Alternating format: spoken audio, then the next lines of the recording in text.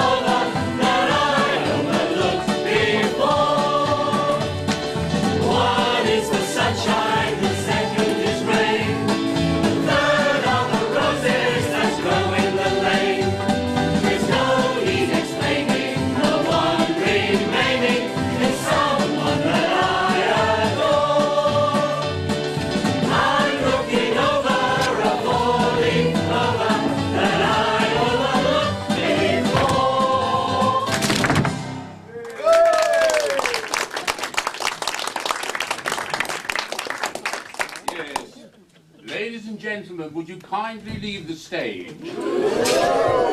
Hey, you see, you're trying to be nice. That was our opening number. Mind you, would have worked that out, because this is the opening, isn't it? Oh, it's been written a small bit about it, which I'm obliged to read contractually.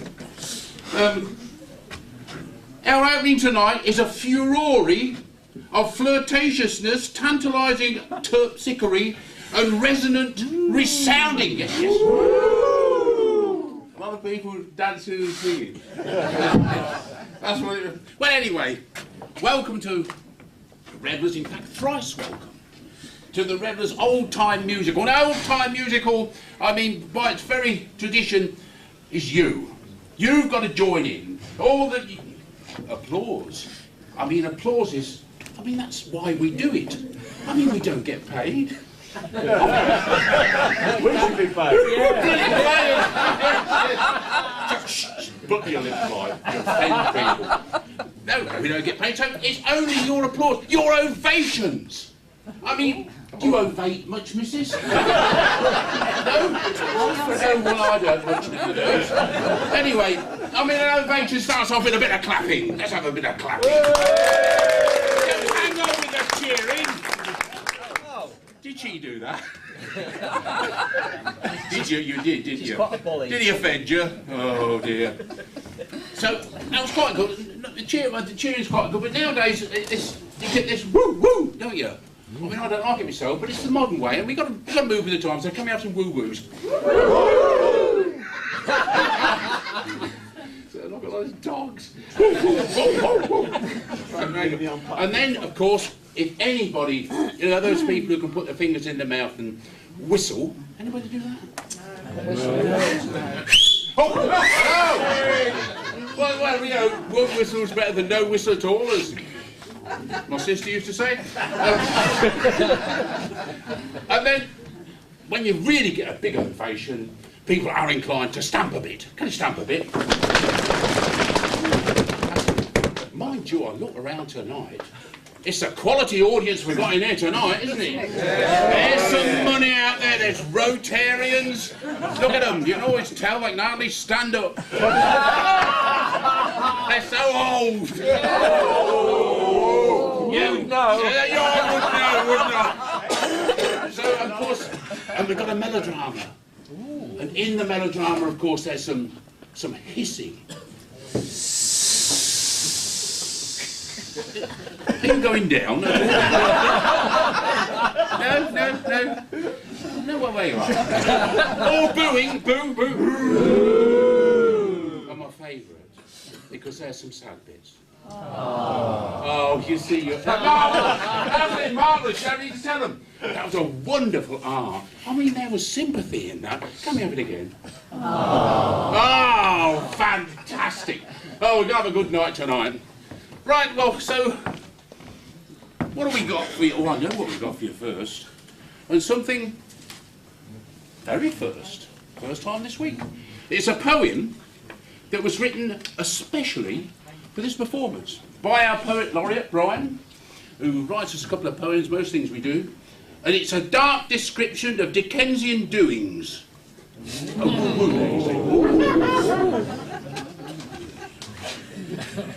So our own, very own, Brian Haswell will recite for you the Eastender.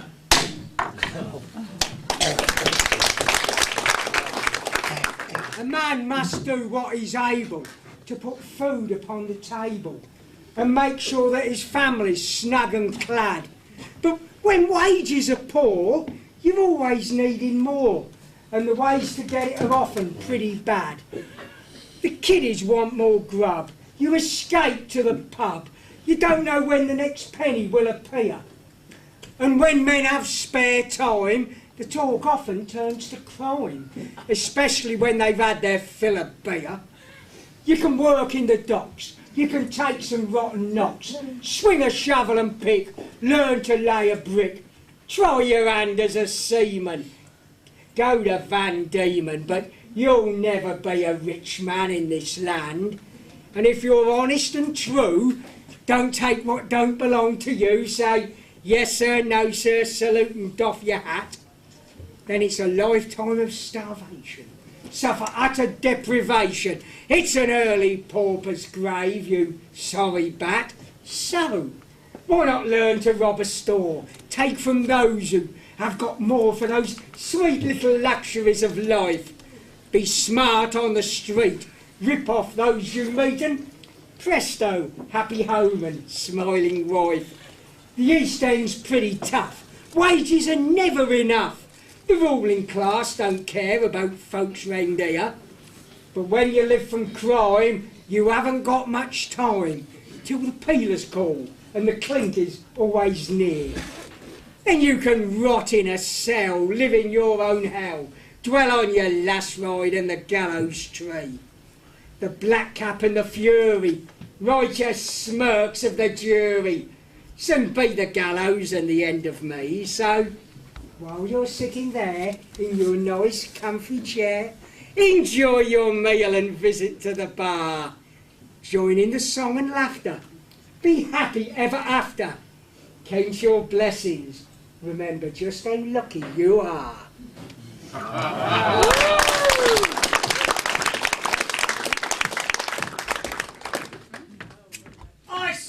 I say. Are your parents in business? Yeah, the iron and steel business. Oh, indeed. Yeah, my mother irons, my dad steels. Now, what I neglected to mention was, we have chosen the jokes not because of their humour, but because of their antiquity. These are genuine jokes from the musical. So, what... one of your reactions I forgot to give you is, ugh. Let me have one of those. You'll have plenty of opportunities to do that. Now, as I said, we've got a melodrama. Favourite melodrama of ours. In fact, I think in the years I've been with the Revellers, we've done 4 of these, and every year we include this one. And it's... I don't know what's funny about it, but it is. And My dear wrote these, so I have to read them out. You know, she'll get on to me. It's a thyrotoxic of thespianism and histrionic hysteria. Oh, please, sir. If you could do it a bit more. Oh, she's smiling. Or wind, I'm sure. Playing the pivotal role of the Lighthouse is Sarah. So first big role with the revellers. There she is. Ladies and gentlemen, for your delectation, the lighthouse keeper's daughter. Upon a lonely island, amid the rolling wave, there stands a lonely lighthouse, whose base the salt seas lave. A strong and stalwart keeper, with wife and daughter fair, resided in that lighthouse and kept it shining there. One sunset, as the maiden gazed sadly out to sea, alas, she thought, how empty your life appears to me. Now can it be adventure, or will wholly pass me by? So far from all excitement, must I both live and die? Ah, little knew that maiden if truth or not she spoke, or that when least expected, life has its little joke. That night her doughty father climbed up the narrow stairs.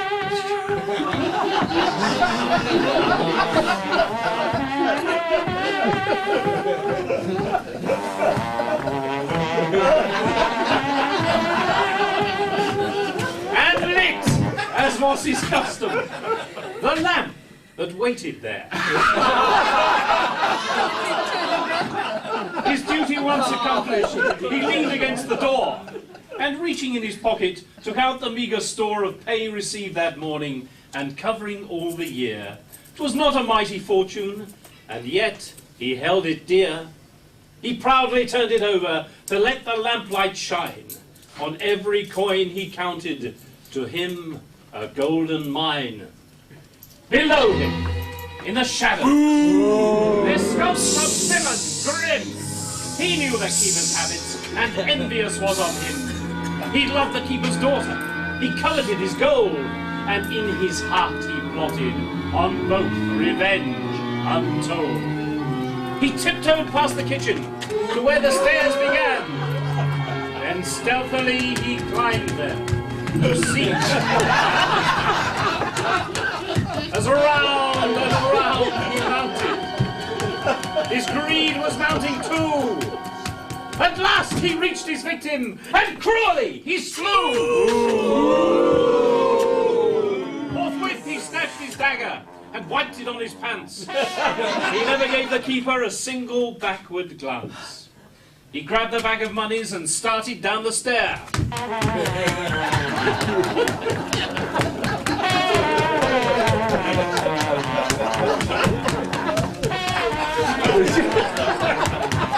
Nor stopped one breathless moment until he gained the air. He searched around both left and right to find a place to hide. He couldn't leave the island yet, but he must await the tide. The keeper's wife had ready a chowder good and hot, and she began to worry when he descended not. She said unto her daughter, "Just turn the light down low and I will mount the staircase to see what keeps him so." She toiled about the tower with slow and steady pace, not knowing of the sorrow that soon would blanch her face. Around and around she mounted with quick and laboured breath, while on the stairs above her lay a grim and ghastly death. A cry rang in the darkness, a shriek to freeze the blood, as the keeper's lowly helpmate bewailed her widowhood. With hand that shook with horror, she touched his clammy brow, then stumbled down the stairway.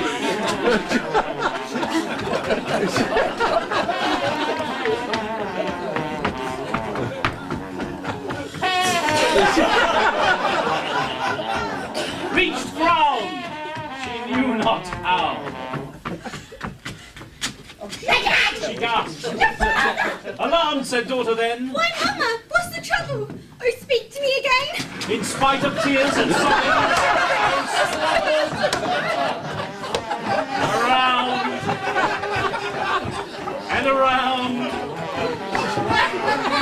and around again, as if they could not stop. My daughter! Fetch a doctor! The stricken mother cried. Without a word by terror spurred, the daughter duly hied.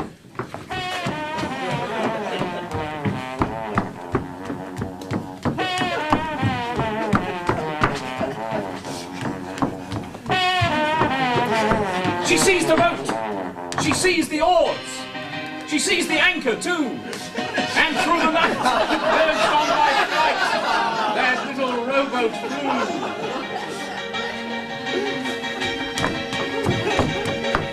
Doctor, doctor! Hooray! I'm not too late. But save us, Papa, from death. And now she's found the doctor. Together. Again the oarlocks click. Oarlocks. Against the foam she rows him home, thinks he. My word, this girl is slick. They pass the dashing currents. They pass the rugged You rascal! with might and main. Despite the strain, they reach the lighthouse dock.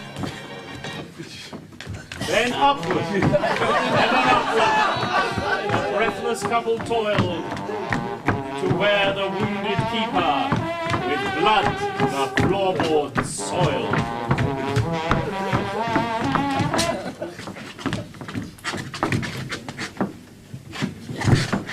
And downward, ever downward.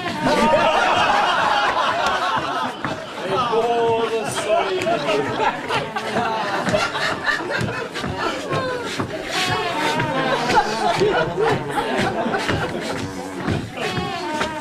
into the cosy kitchen.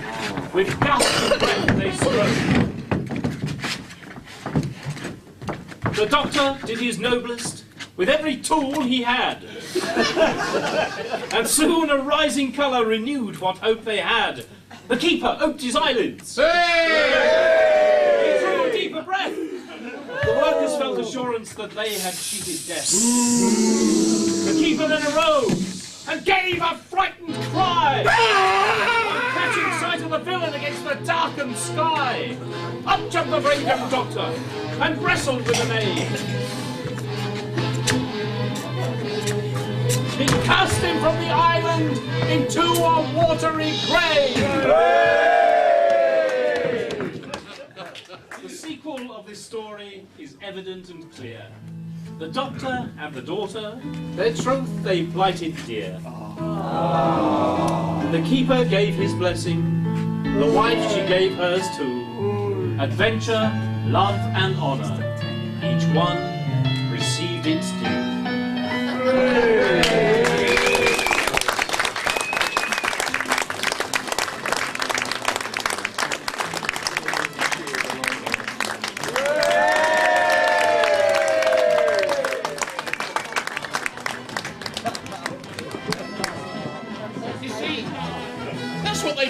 Television.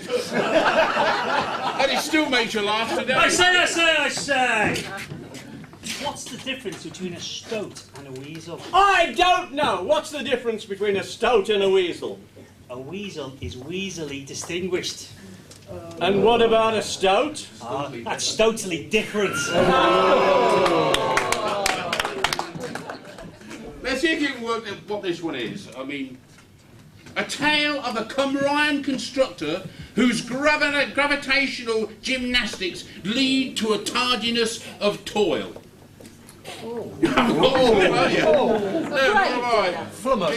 It's Stephen Gravitt will recite to you why Taff is not at work today.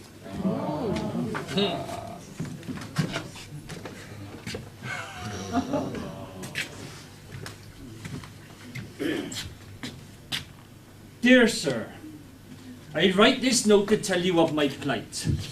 At the time of writing, I am not a pretty sight. My body's black and blue, my face a deathly grey. So I write this note to tell you why Taff is not at work today. Now, whilst working on the 14th floor, some bricks I had to clear, and throwing them off the very top seemed quite a good idea. But the gaffer didn't like it. He was an awful sod. He told me to take the bricks down by hand, down me ladder, in me hood. Well, taking them down by hand seemed so very slow. So I hoisted up the barrel, and I secured the rope below. Well, in my haste to do the job, I was blind to see that this barrel, now full of bricks, was heavier than me. Well, I untied the rope, and the barrel felt like lead. I held on tightly, but I started up instead. Well, I took off like a rocket, and to my dismay I found that I met this bloody barrel halfway up, coming down. Now the barrel broke my shoulder as to the ground it sped, and when I reached the very top I hit the pulley with me head. Though dazed and shocked from this so mighty blow, and the barrel spilt out half its load 14 floors below. Well, when the barrel spilt out half the building blocks out onto the floor, I now outweighed the barrel, and I started down once more. I held on tightly to the rope as I flew down to the ground, and I landed on those bricks that were scattered all around. As I lay there on the deck, I thought I'd passed the worst. But when the barrel reached the top, that's when the bottom burst. A shower of bricks came raining down. I knew I had no hope. And in all the confusion, I let go of the bloody rope. Well, the barrel came down and landed on top. I broke 3 ribs, my right arm, and all I can say is I hope you understand why Taff is not at work today.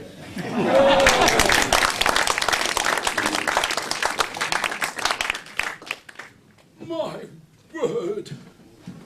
Now a verse in militudinous violent ventriloquial virtuosity. Oh, yes. Oh, you've all got that, haven't you?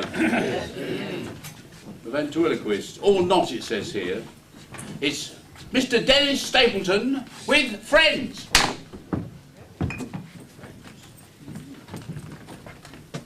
Home, home on the range, where the deer and the antelope play.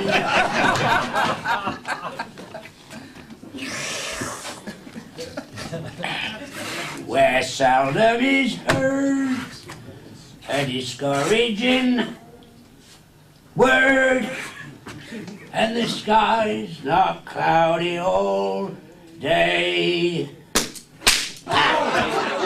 Jeepers creepers, that could have been nasty. That could have been one less little piggy going to the market. Take me out of here. What? Get me out of here. Come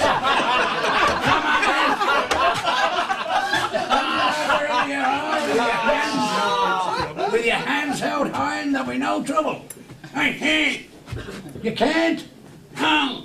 No. Why not? Why not? I'm in the bleeding suitcase. You're in the bleeding suitcase? What are you doing in the bleeding suitcase? You put me in there. I put you in there. Well, in that case, we better let you come out again. No, you're going to not if I'm going to try and sing again. No. Okay. I promise I'll not try and sing again. Now, you come out and say hello to these nice people. Come on. I don't want to. Come on. I don't want to. Come on.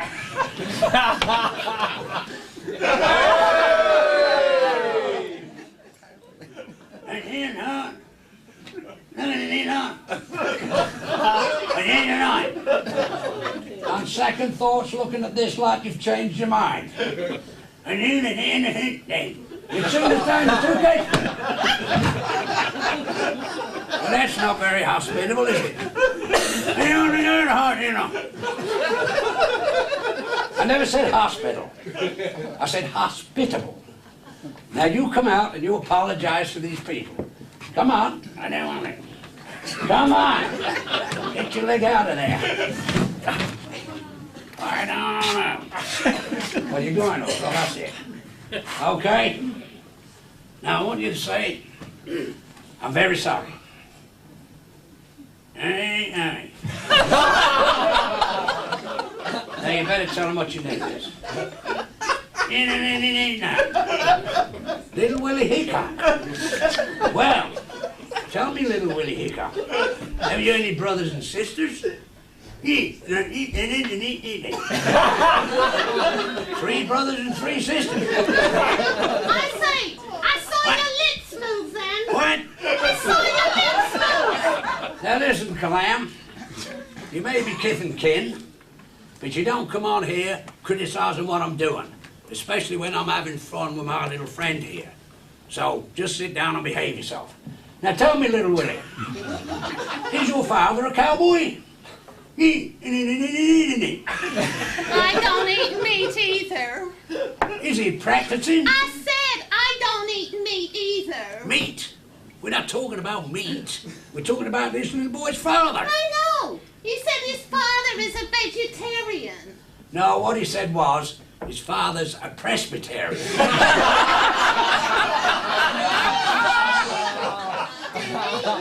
He did, and I should know because I'm closer to him.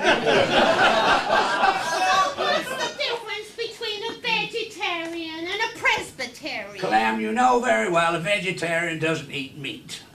And a Presbyterian, well, if someone's a Presbyterian, that's their belief. Oh, yeah? And what are you? Me? I'm a ventriloquist. That's your belief. Don't you stop, Willie. Now listen. Are you gonna sing for these people, or are you gonna recite the alphabet backwards? No. Does he sing anything by request? As long as I know it, he'll sing it. Would he sing something for me? I better ask him. Will you sing something for her? Say no. Will you sing? Yeah. What about something from Mary Poppins? Mary Poppins. You know the one. I know the one. Supercalifragilistic. Well, I'll tell you what, if he sings it, he'll sing it by himself. Now look, Little Willie, what would you like to sing for these people? Come on. What did he say? He said he'd like to sing Mule Train without the tray. Yeah, I knew this would come. He wants me to sing it. He wants to sing it while I'm having a drink of my favourite tipple. Okay. After 4, Willie. 4.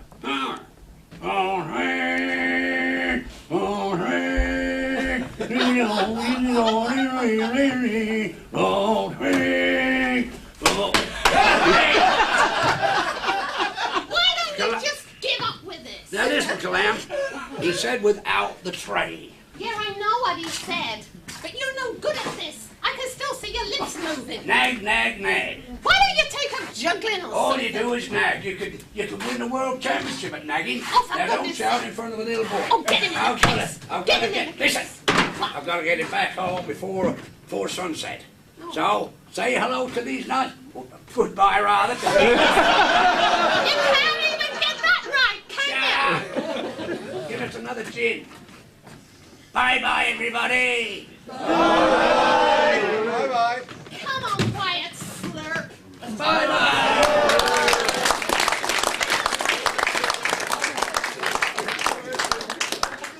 When I said ventriloquist, I was stretching a point just slightly. I don't think the Trades Descriptions Act would agree. Now, I'm not easily embarrassed. Now you know that. But introducing this next number, I don't know whether to apologise to the ladies more than apologising to you gents, because this number's called Going Round in Women's Underwear. Yeah, and it's sung by the men, an alternative view of ladies' unmentionables. So to sing for you, walking around in ladies' underwear.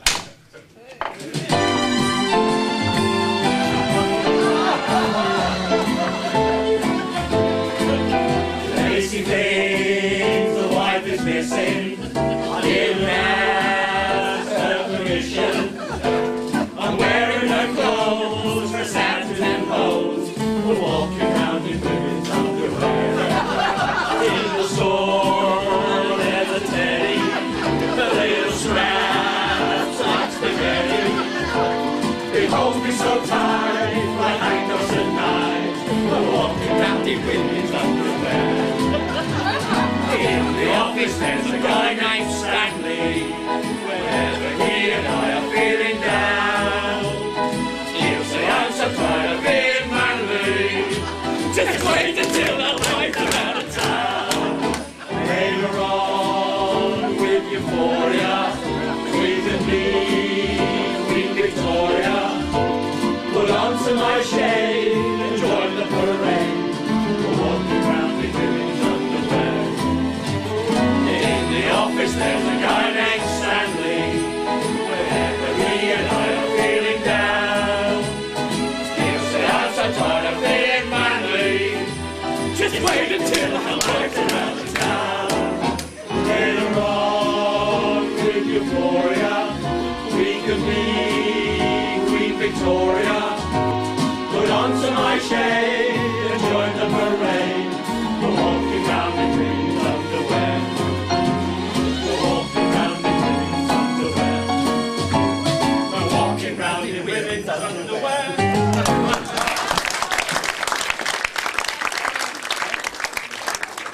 When we first suggested this number, there was a certain amount of opposition by the gentlemen.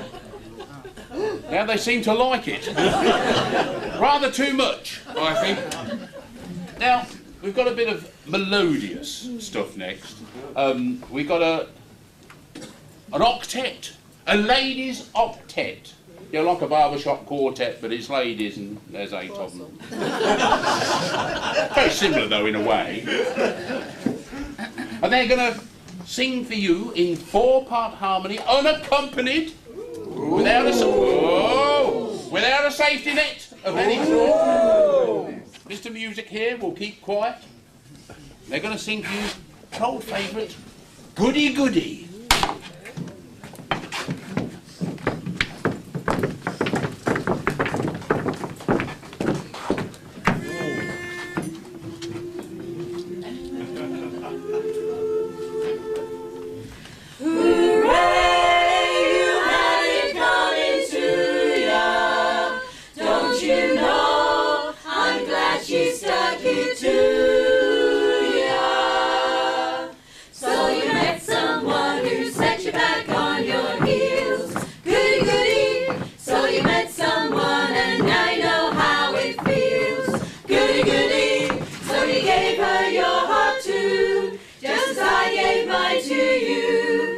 Broke it in little pieces. Now how do you do? So you lie awake just singing the blues all night. Goody goody, you think that love's a barrel of dynamite.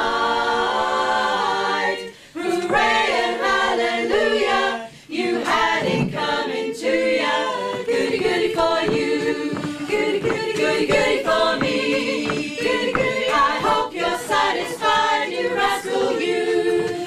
Rascal you, so you lie awake just singing the blues all night. Goody goody, you think that love's a barrel of dynamite, a barrel of dynamite. Hooray, hallelujah, you had it coming to ya.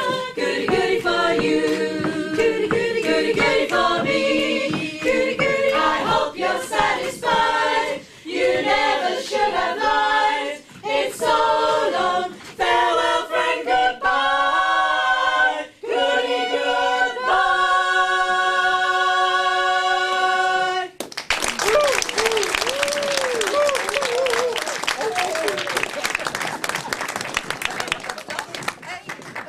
heat. And now, it's an arid array. I say. I know a fella who eats nothing else but Chinese food. Really? Why is that? He's a Chinaman. Very good ers. An arid array of desert delectation. Yes, Sandans.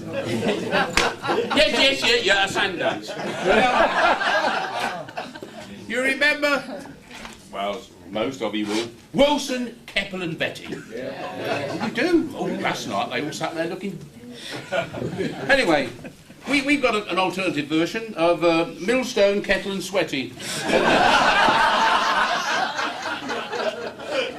I'll leave it up to you which one's sweaty. And they're going to do for you the Egyptian sand dance.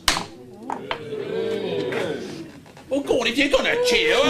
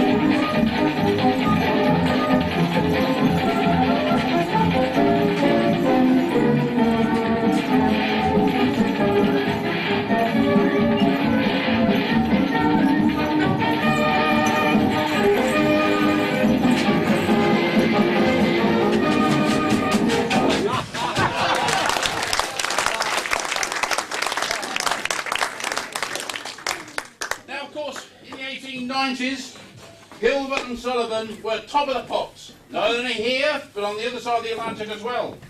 And their latest production, The Mikado, had just opened in New York and in the West End at the same time. And the hit song from that show, which is going to be sung by the Reveller's own Nightingale, is a thing called The Sun Whose Rays Are All Ablaze. And to sing it for you tonight, once I've swept up this sand.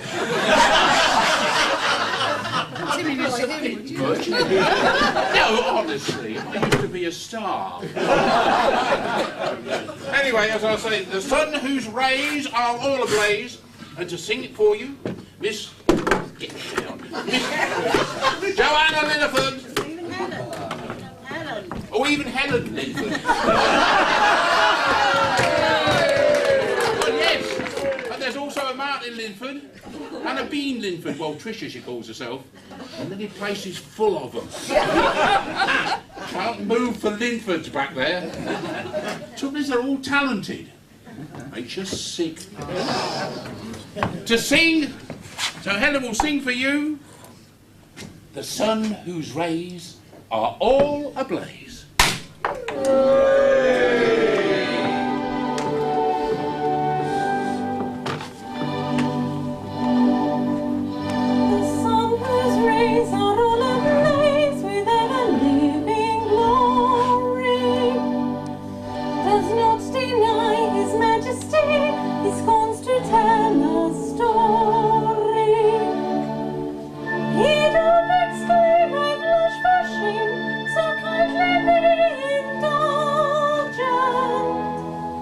But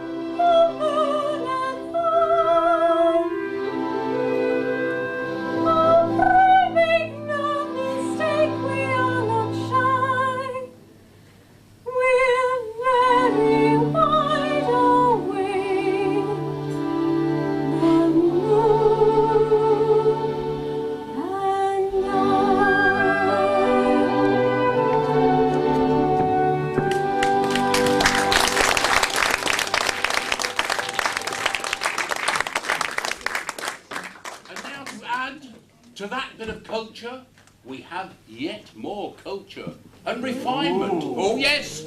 I know it'll suit you, because I know you're all very sophisticated, especially over this side. I'm not saying for a minute that you're not sophisticated. You are. You are. So, well, you will love this. It's a song, but the coloratures and the high notes and that will come out and it'll make you weep. And it's all about the death of this lady's father. Oh. Very sad. So I don't want to hear any laughter through this. No, control yourself. You particularly, sir. Control yourself. It's entitled, My Father.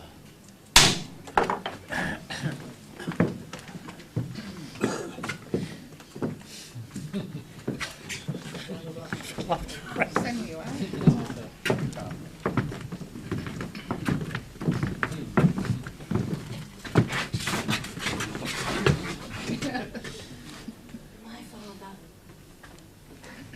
My father was a lavatory cleaner.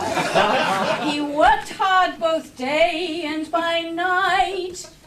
But when he came home in the evening, he was covered all over in Shine up your buttons with Russell. It only costs 3p a tin. You can buy it or nick it from Woolworths. That is if they've got any in. Some say that he died of a fever. Some say that he died of a fit. But I know what my father died of. He died from the smell of the Shine up your buttons with Russell. It only costs 3p a tin. You can buy it or nick it from Woolworths. That is if they've got any in. Some say that he lies in a graveyard. Some say that he lies in a pit. But I know where my father's buried. He's buried under 6 feet of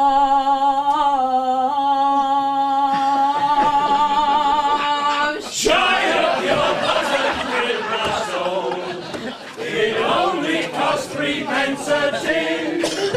You can buy it or nick it from Woolworths.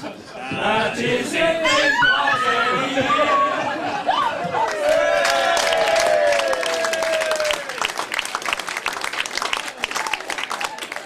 You didn't show the sympathy that you ought. It's just raucous laughter. I'm surprised at you and disappointed. I say. Where were you born? Peterborough. Which part? All of me. You lived there all your life? Not yet. Any great men born there? No, only babies. Well, these are the genuine jokes, folks, that they laughed at in 1890. And now, a saucy song. Yeah, a saucy song. A rendering of a naughty song made famous by Mari Lloyd. Entitled, and I'm sure you all agree with these sentiments, A Little of What You Fancy. Does you good?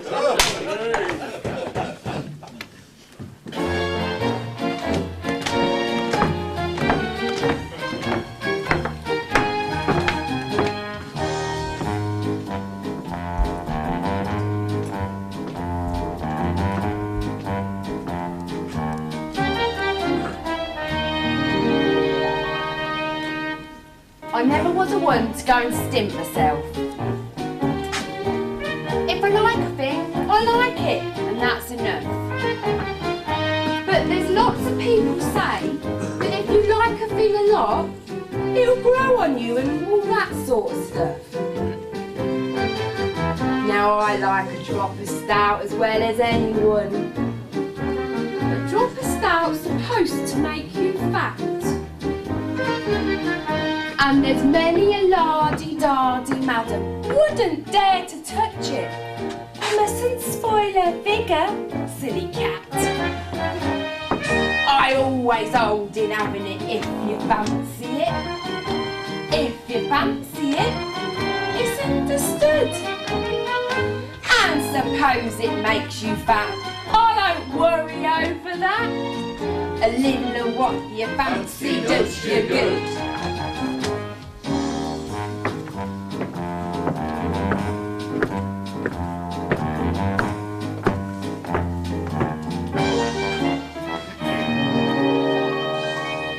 Now once a year I like to go on a little holiday.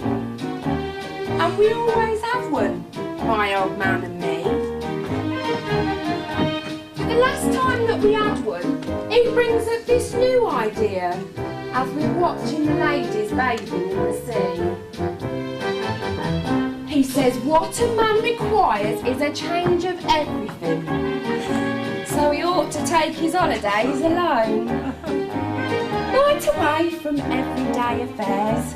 I said, very likely. Well, if you prefer a fortnight on your own. I always hold in having it if you fancy it. If you fancy it, it's understood. And suppose it makes you fat, I don't worry over that. A little of what you fancy does you good.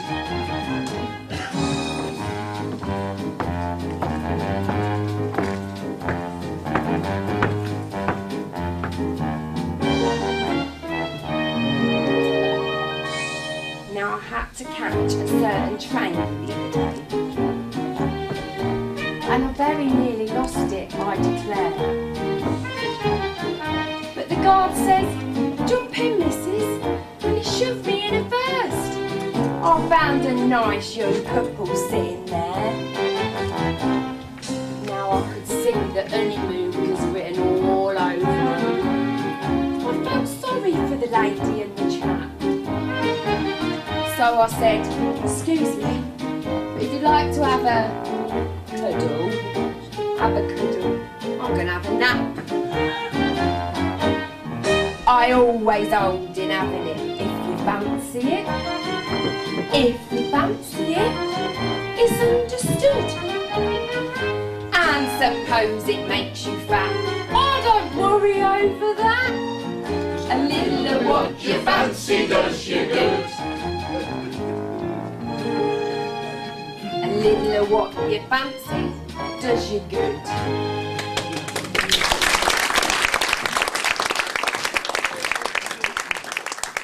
What have we got for you now? Well, the interval medley. We had the opening medley, and no doubt we'll have a finishing medley. Now these titles take a lot of working out. Anyway, that was Vicki Head singing that for you, and now, as I say, it's the interval medley, and there'll be plenty of songs in that, which you'll all know and sing with gusto. Will you sing? Yes! Well, don't! It puts us off! No, I'm joking, no. Sing your heads off, it'll be lovely. Where's Gusto sitting then?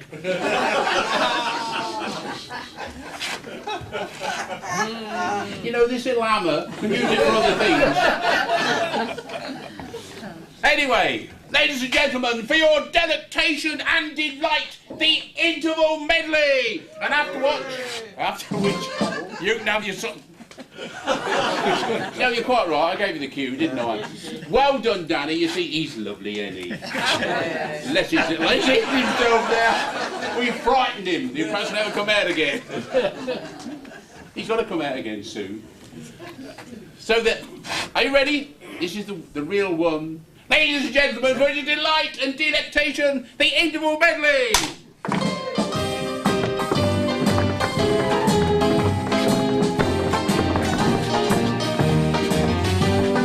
Must have been a beautiful baby.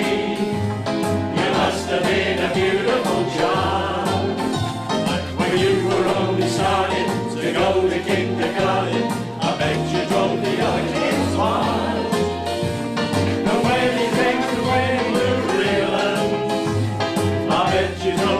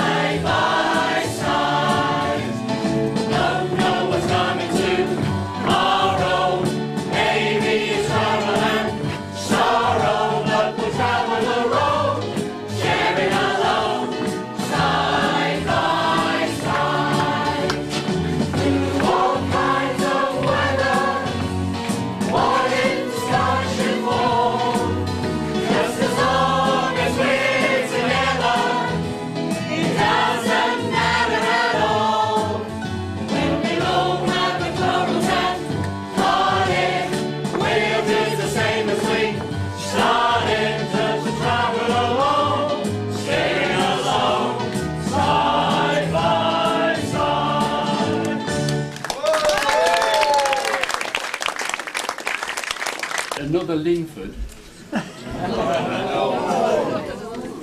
Miss Joanna Linford, who will sing for you. Come on again. With the...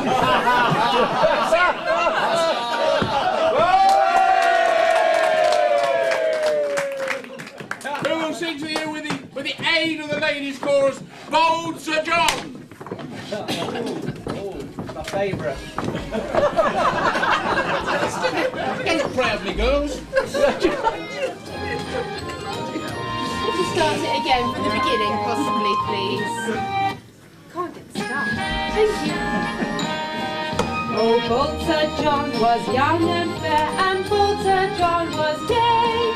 He said, I'll tread the morning dew to take the air and listen to the twittering of the birds all through the bumblebees at play. The twit, the twit, the twit, the twit, the twittering of the birds all day. The bum, the bum, the bum, the bum, the bumblebees at play.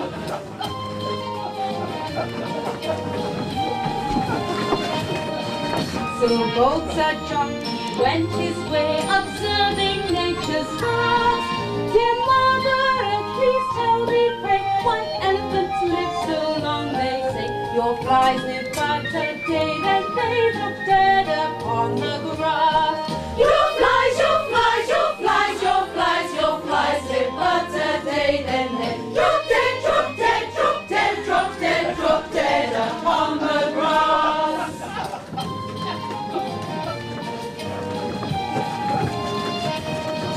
Then Bold Sir John, he met a maid, as on her back she lay. Please show respect and come not near, for I've seen many a maiden here get lost among the new moon haze. Hold up your hand, I pray. Get lost, get lost, get lost, get lost, get lost among the new moon haze. Sort off, sort off, sort off, sort off, sort off your hat, I pray.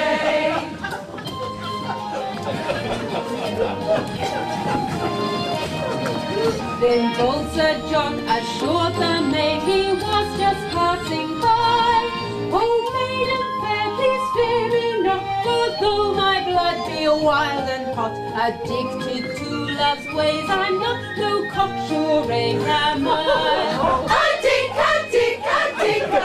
Addicted to love's ways, I'm not no cock, no cock, no cock, no cock, no cocksuring am I.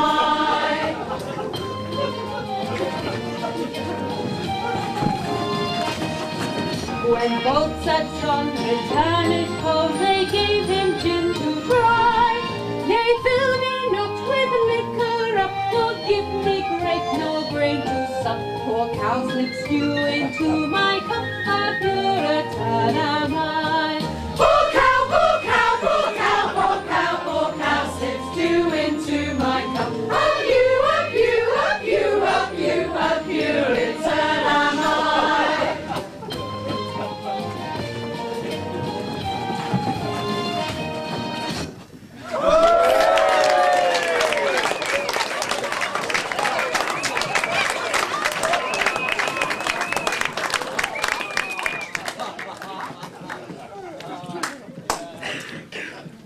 Old-time music hall, you think perhaps the Victorian times were a load of fun and laughter, but it wasn't. You could be hung for stealing a loaf of bread. To feed, exactly. Yes, you could, to feed your children. Now, Sam Hall, he didn't steal a loaf of bread. He battered a bloke to death. And quite reasonably, they got him out and they was going to hang him. And he deserved it. Now, did he whimper and plead? No. Exactly, no. What did he say? Up yours. Or words to that effect. Martin Linford is going to come on and he's going to recite for you the Ballad of Sam Hall.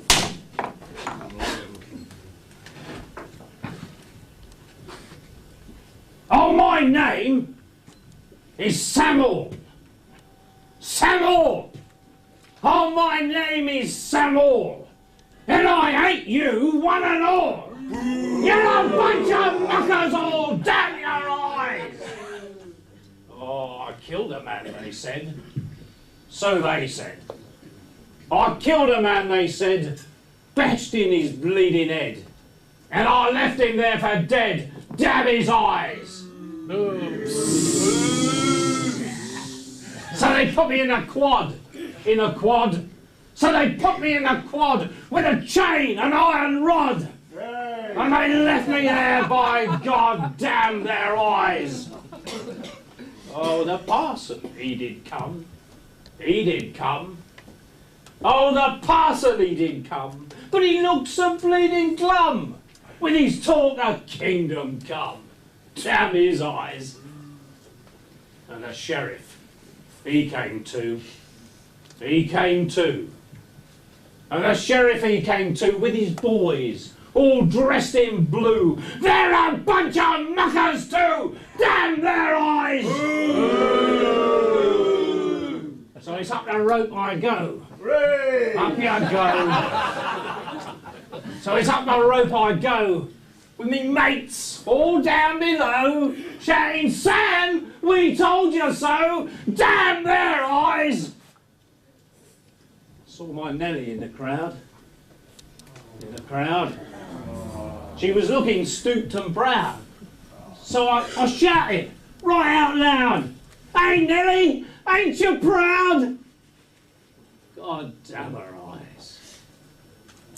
So this'll be my Nell. This'll be my Nell. Hope to muck ya go to hell.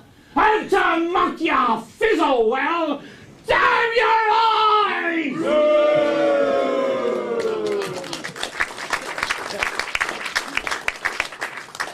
Now, we've got something a bit unusual now. A locomotive lament. And I pray your indulgence and silence for this, because it's unusual and it's not easy. And it's called Liverpool Street Station.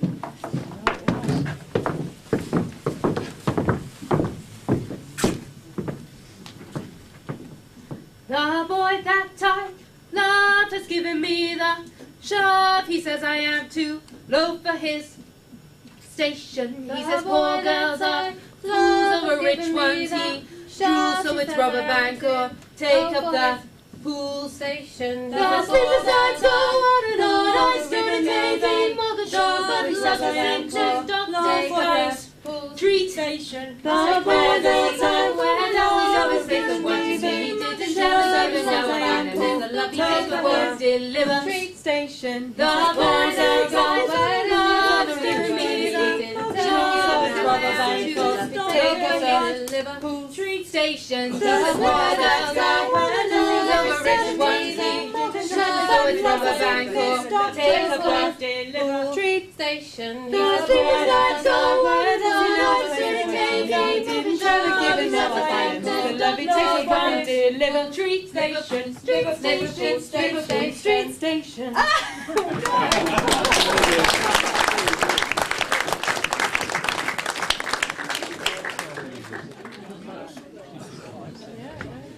I say. How long has your father been in his present position? 3 months.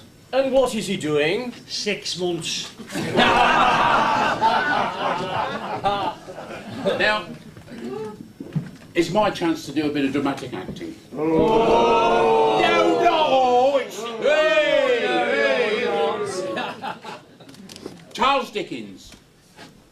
You wrote the immortal Oliver Twist. And I'm going to play for you, with your permission, of course, a scene from that. It's the scene where Bill Sykes realises he's been betrayed. I'm going to play the part of Fagin and Bill Sykes and his dog.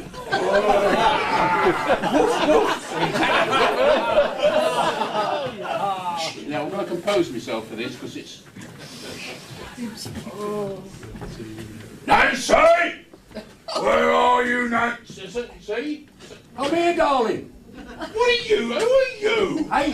Who are you? Well, Nancy was a scrubber, wasn't she? What, yes? Well, I'm a sweeper. That's near enough, isn't it? What's your name? Walter Wall. Walter Wall. Yeah, I work here. I do all the cleaning. Really? I specialise in carpets. Do you? You must have heard of Walter Wall carpets. Oh. Charles Dickens. Hey. What? Do you want me to do something while I'm here? Well, what can you do? Well, I had a word with the director lady. Oh, you had a word with whatever. Very accommodating lady. Yeah, yeah. And she said I could play the spoons. Yeah, I've got my playing spoons. Look, you know. Well, what can you play? Well, I could knock the 8 bells out of the flight of the bumblebee, or following wind. What could you do? Well, it could be the bells of St Mary's. Ah. Hey, what? Flight of the bumblebee. Oh, all right. Shall I do it now? Yeah. Get on with it. 1, 2, 3, 5, 7, 8.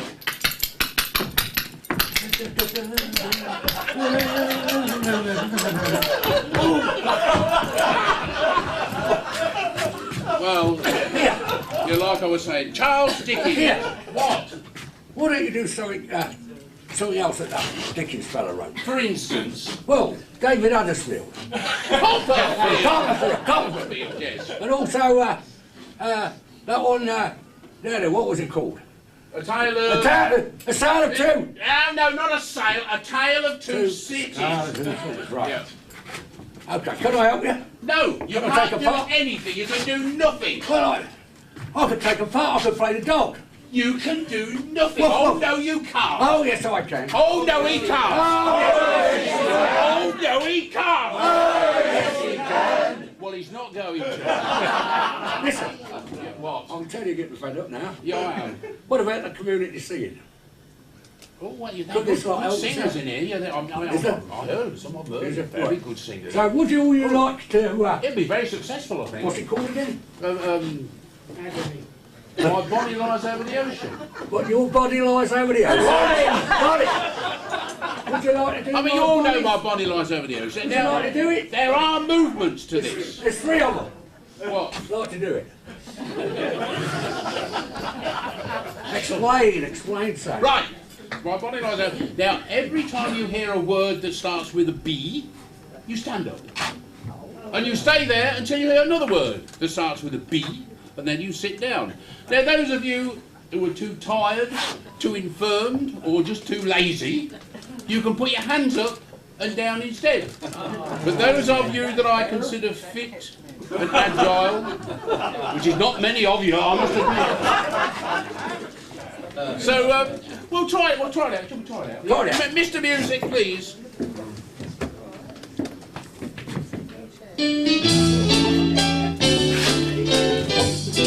Ready? My body lies over the ocean. My body lies over the sea. My body lies over the ocean. Oh, bring back my body to me. Shut up! Don't say it! Oh, bring back my body to me. We finished! That was bloody rubbish. They look like overtime in a yo-yo factory. Yeah, man. Hey, hang on, does she normally wear them round her ankles? No, leave them there now. There's a chap here. He's got to stand up and sit down 3 times to catch up. Was he a bit behind? He was a lot behind, mate. Yeah, well, I'm a bit behind. Yeah, Yeah, right. noticed. So, anyway, we'll start again. I'll go on. And they've got a bit more enthusiasm, you're saying? Well, thank you, Mr. Music. Are you ready now? My body lies over the ocean. My body lies over the sea. My body lies over the ocean. Oh, bring back my body to me. Bring back, bring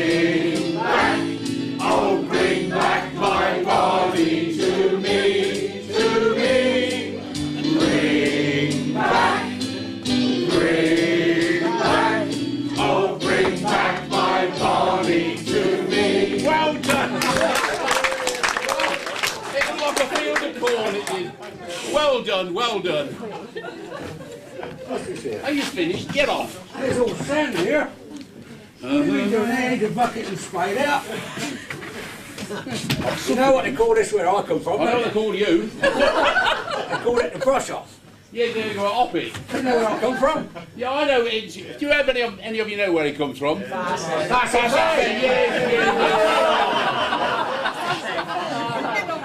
I've been playing with him for years. You know, you can't realise it, but years ago, we were apprentices together. He's been following me around. Who we got next? Ah, you should be able to work this one out, really, if you think about it. A horticultural promenade on points. Tiptoe. Well, it could be tiptoe. Ah, well done. Tiptoe through the tulips.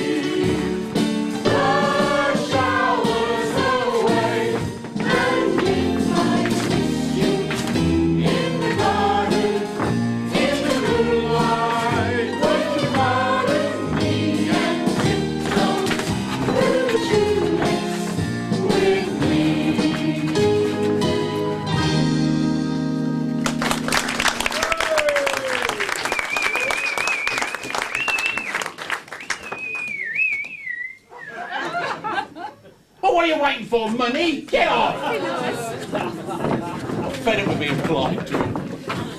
Now, a triumphant return by Sarah, you know, who was the light. And he loved it, it's Danny. Give him a round of applause. You know, who was the Lighthouse? I mean, she's going to come on, do a bit of solo. Well, yes, yeah, well, very new to her. So plus we're going to get the biggest ovation of the night as soon as she appears. And what she's going to do is she's going to do a fair maiden's plight. That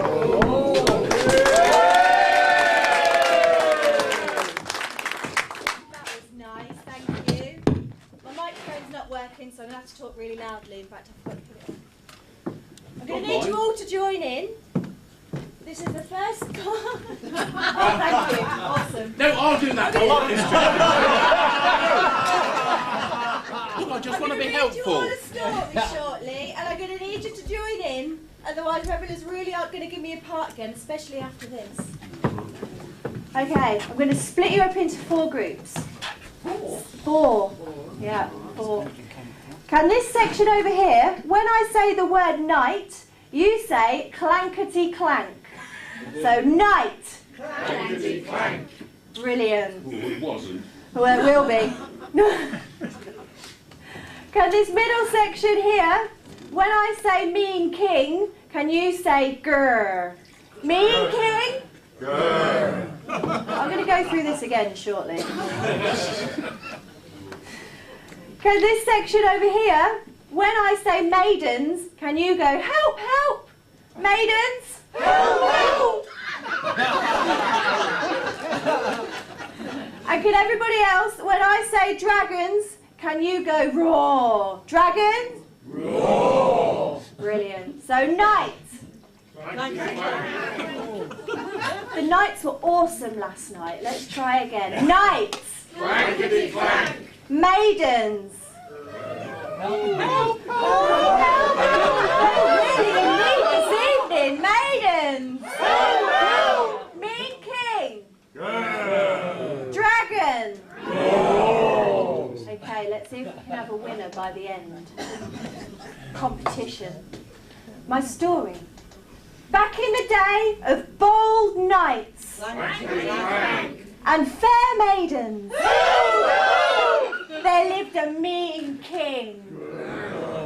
There lived a mean king with his daughter, who was indeed the most beautiful maiden in all the land.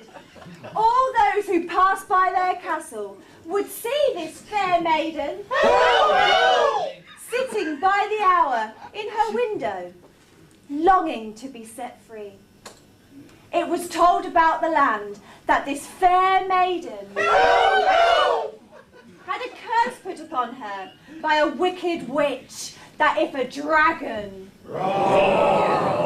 wasn't sure if he was coming, which lived in the woods close by, were to look upon her, she would suddenly become the most ugly maiden that lived. This is why the mean king kept her locked within the castle. Of course, after hearing all this, the brave knights searched for that terrible dragon. That really terrible dragon.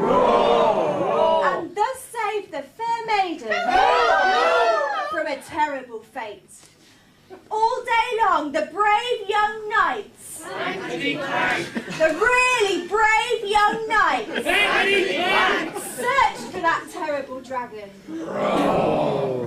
The terrible dragon. Hoping to be the one to save the fair maiden and take her away from the castle of the mean king. However, one day there came a gallant knight who was much wiser than all the rest. He decided that since the dragon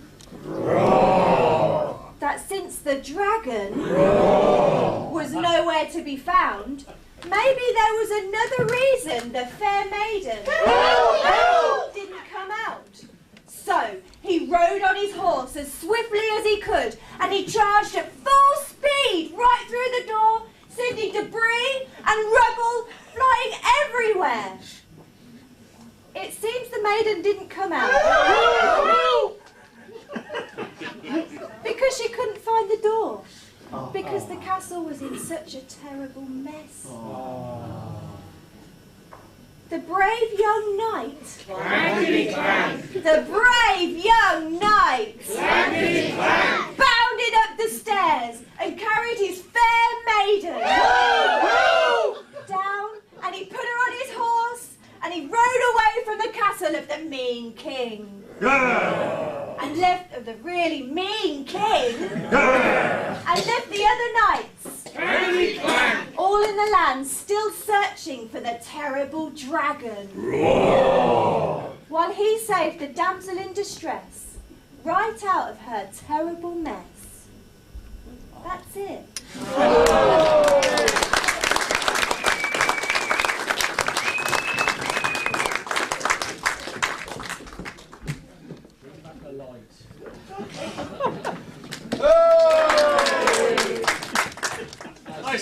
I say, we had 2 windmills on our farm, but we had to take one down. Really? Why was that? We didn't have enough wind for 2.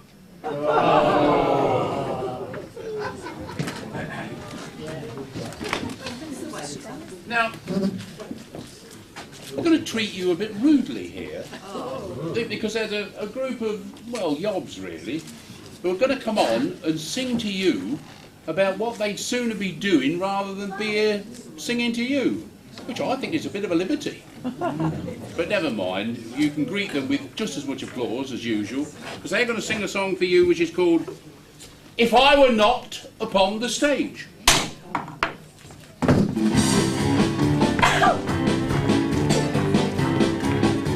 If I were not upon the stage, something else I'd rather be. If I were not upon the stage, a decorator be. To hear me all day long, singing out this song. Paint the brickwork, paint the ceiling, make it look like new. Paint the brickwork, paint the ceiling, make it look like new. If I were not upon the stage, something else I'd like to be. If I were not upon the stage, a chambermaid I'd be. You'd hear me all day long, singing out this song. Dust the skirt, draw the pen, swing it under there. Dust the skirt, draw the pen, swing it under there. Dust the skirt, draw the pen, swing it under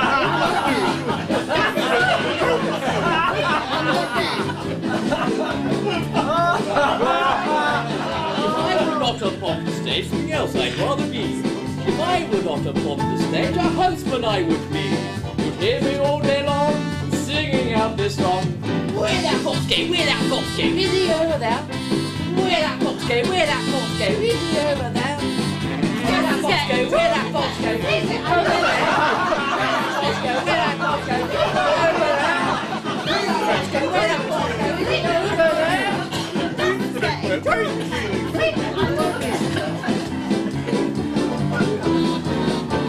If I were not upon this stage, someone else I'd like to be. If I were not upon this stage, an orange seller me. You'd hear me all day long, singing out this song.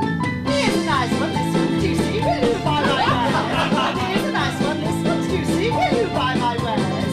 Here's a nice one, Where's that fox go, juicy, is he buy over my there? wares? Where that fox go, where's that fox go, is he over there? Where that fox go, where's that fox go, is he over there? Where that fox go, where's that fox go, is he over there? Where's that fox go, where's that fox go, is he over there? Where's that fox go, where's that fox go, is he over there? If I were not upon the stage, something else I'd rather be. If I were not upon the stage, a window cleaner be. You'd hear me all day long, singing out this song. Train the window, look for the holes in the glass. Train the window, look for the holes in the glass. Here's a nice one, this one's juicy, will you buy my wares? Here's a nice one, this one's juicy, will you buy my wares? Where's that fox go, where's that fox go, is he over there? Where's that fox go, where's that fox go, is he over there? Where's that fox go, where's that fox go, is he over there? Where's that fox go, where's that fox go, is he over there? Where's that fox go, where's that fox go, is he over there? Where's that fox go, is he over there? If I were not upon the stage, something else I'd rather be. If I were not upon the stage, an opera singer me. You'd hear me all day long, singing out this song. Oh, oh, oh, oh, oh, oh, oh, oh, oh.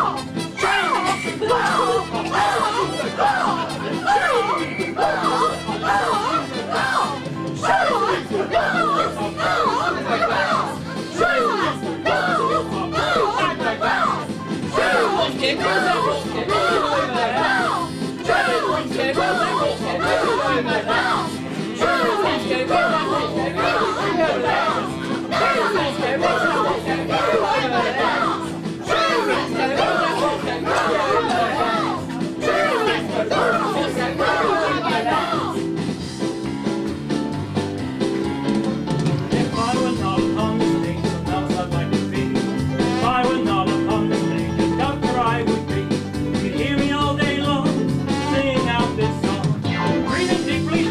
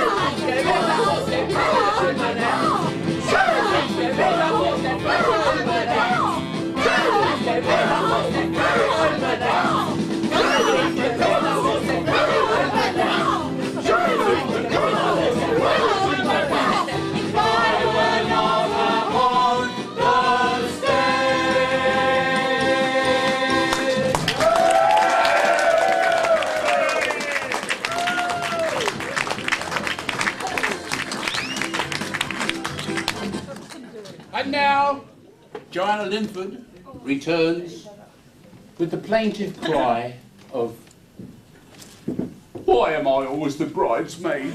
Oh.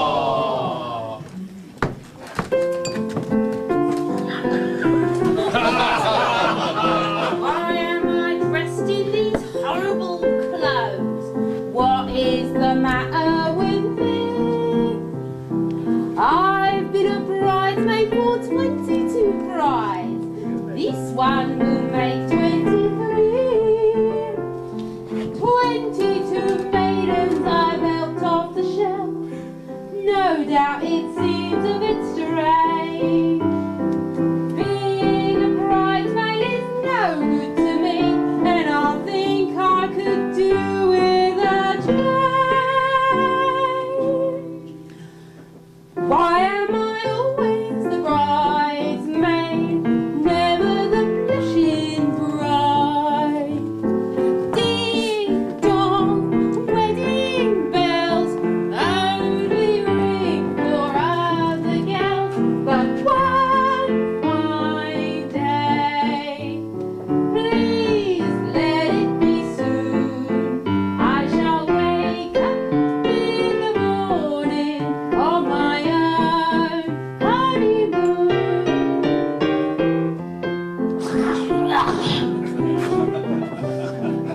22 times I have been to the church and followed the bride up the aisle.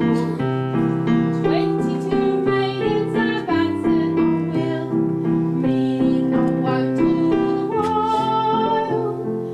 22 couples I've seen go away just to be left on their own. 22 times I have wished it was me, then gone back home to mother alone.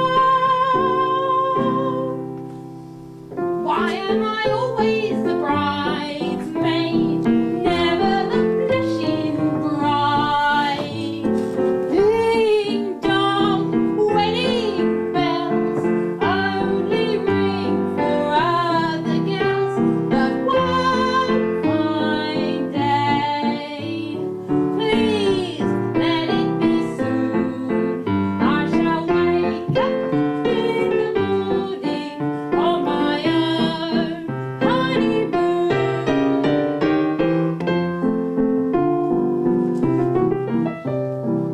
I had a good chat a week or two back, took my young man home for tea. Mother got playful and gave him a pinch and pitched my fiancé from me. Being a widow, she knew what to do. No use for me to complain. Well, they got married today, if you please. I was only the bridesmaid again. Why am I always the bridesmaid, never the blushing bride?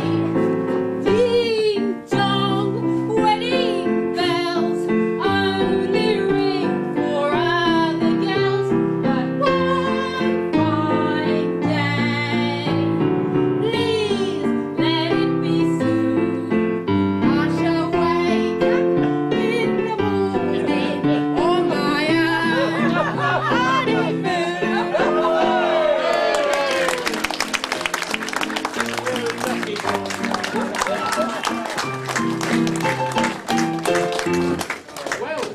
Well now, anybody prepared to take her off the shelf? Would you form an orderly queue by the bar, please? Now, Brian's going to Here's another poem, once again written especially for this.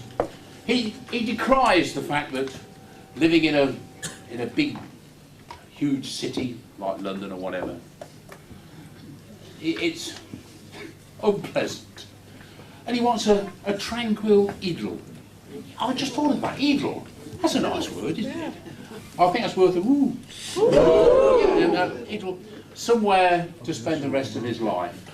And he has chosen the perfect place, which I'm sure you would all agree.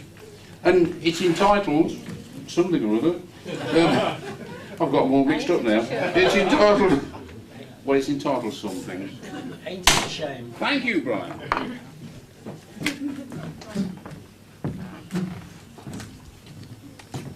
They're wrecking dear old London town. They're tearing it apart. Everyone's banging, drilling, tunnelling. It breaks my poor old heart. There's tram lines down to Mile End Road. You can get your ballast stuck. Collide with one of them great things and you'll be out of luck. Steam train bottom of me garden. It's not much of a joke. Every 3 months when Ma does a wash, line gets covered in smoke. We had black snow last week.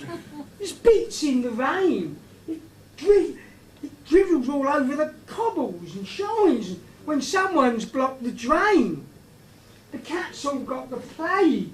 The birds don't make a sound. They flap their wings and try to fly, but can't get off the ground. All this digging deep holes seem dangerous to me.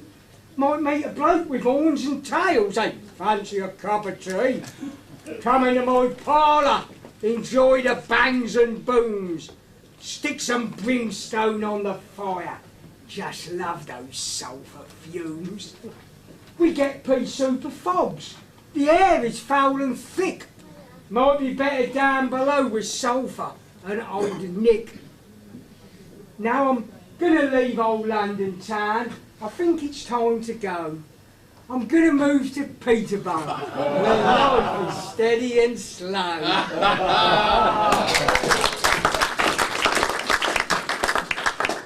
And now, a moment of simple melody. Ladies are going to come on and sing for you in a couple of part harmonies. Molly Malone.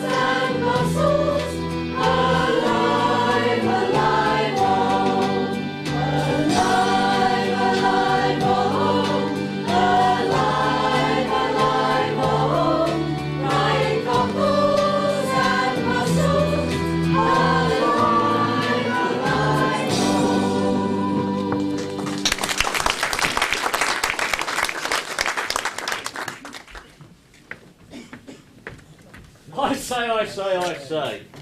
I met this bloke in a pub who said that you weren't fit to live with pigs. The swine. But I stuck up for you. That's right. Always sticking up for me. What did you say? I said you were.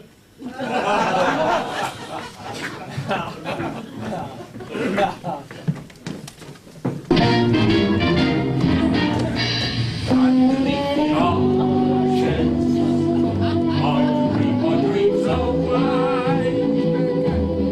Underneath the arches, on cobblestones I lay.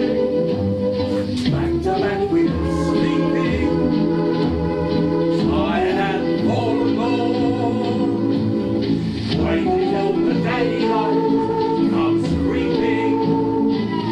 Heralding the dawn, sleeping when it's raining, and sleeping when it's fine. Trains passing by above, pavement is my pillow, wherever I may roam. Underneath the arches, I dream of home.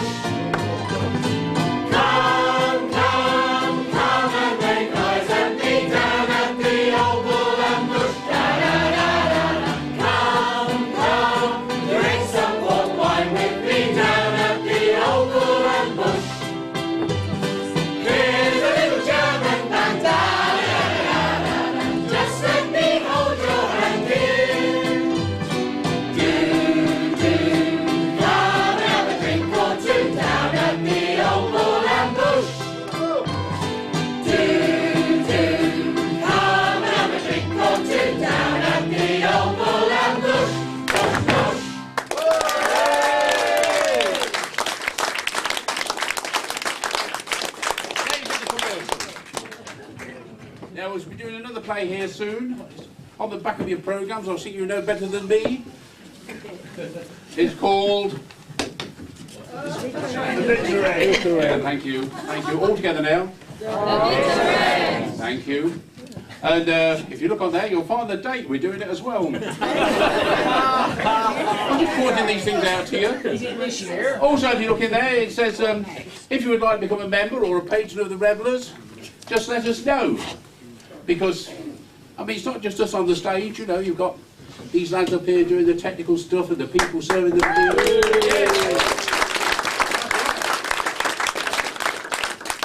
People who dress me.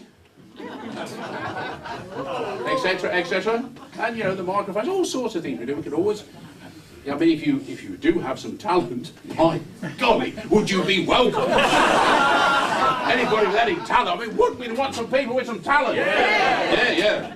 But even if you can't do anything, but you can just serve some meals, I mean, we'd be very happy to see you. Now, when we do that play, at the time you see there, we shall hopefully next year be doing Cabaret, the musical. Oh, right. I like the idea of that. Now, where are we doing it? Radius, above the Solstead. You see, I say the Solstead, but they say the Radius, which is above the Solstead. Shut up. I know where it is. I've been there. Not very often. Because it's a nightclub. Of course, Cabaret all takes place in a nightclub. So you'll be able to sit there and see a musical and have a bottle of wine and what have you, and it'll be the right sort of atmosphere. But anyway, it's been a lovely atmosphere tonight. You've been terrific, haven't they been terrific? You're by far the best audience we've had today. We only had a small audience last night, but they were very good. And tomorrow it gets bigger, and then it's chaos on Friday. Anyway, thanks ever so much for coming. And I'm looking around, I see a lot of you support us pretty regularly. Carry on doing it. Travel home safely. I hope the gate's open tonight.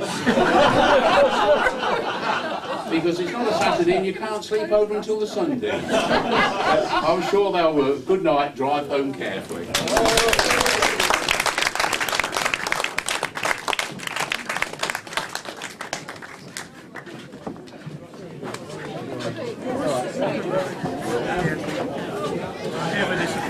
Almost like being in love. All the music